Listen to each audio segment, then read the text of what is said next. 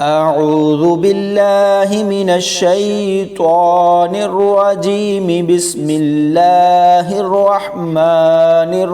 الرحيم وإذ قال إبراهيم لأبيه آزر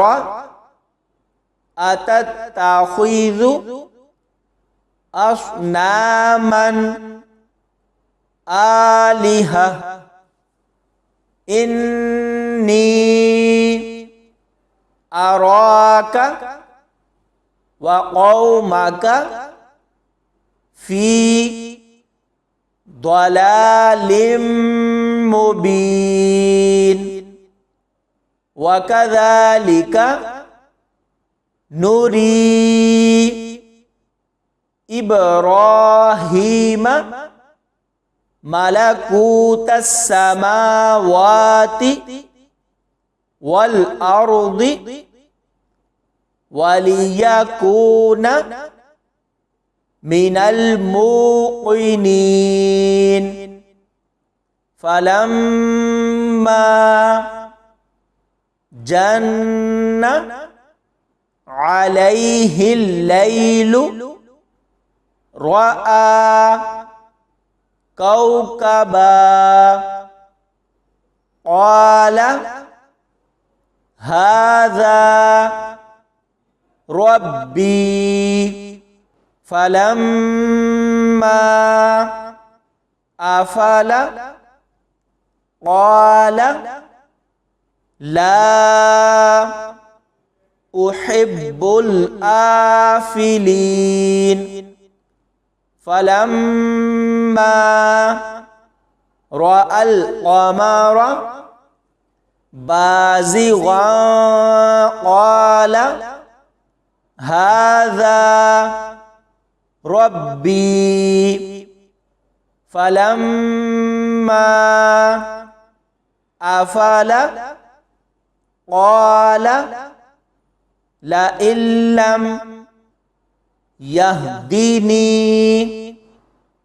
ربي لأكونن من القوم الضالين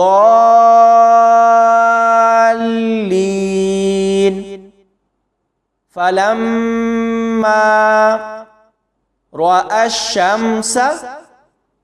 بازغة قال هذا ربي هذا أكبر فلما أفلت قال يا قوم إني بريء مما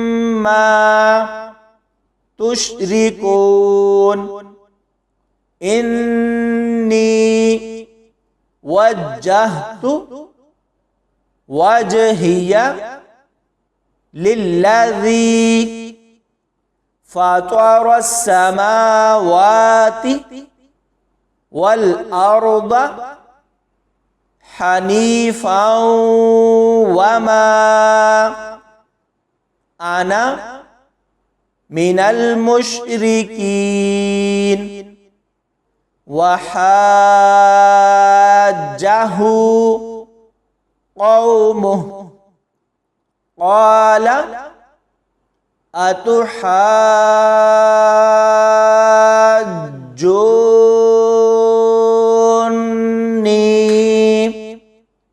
في الله وقد هدان ولا أخاف ما تشركون به إلا أن يشاء ربي شيئا وسع ربي كل شيء علما أفلا تتذكرون وكيف أخاف ما أشركتم ولا تخافون أنكم أشركتم بالله ما لم ينزل به عليكم سلطانا فأي الفريقين أحق بالأمن إن كنتم تعلمون الذين آمنوا ولم يلبسوا إيمانهم بظلم أولئك لهم الأمن وهم مهتدون وتلك حجتنا آتيناها إبراهيم على قومه نرفع درجات من نشاء إن ربك حكيم عليم ووهبنا له إسحاق ويعقوب كلا هدينا ونوحا هدينا من قبل ومن ذريته داود وسليمان وأيوب ويوسف وموسى وهارون وكذلك نجزي المحسنين وزكريا ويحيى وعيسى وإلياس كل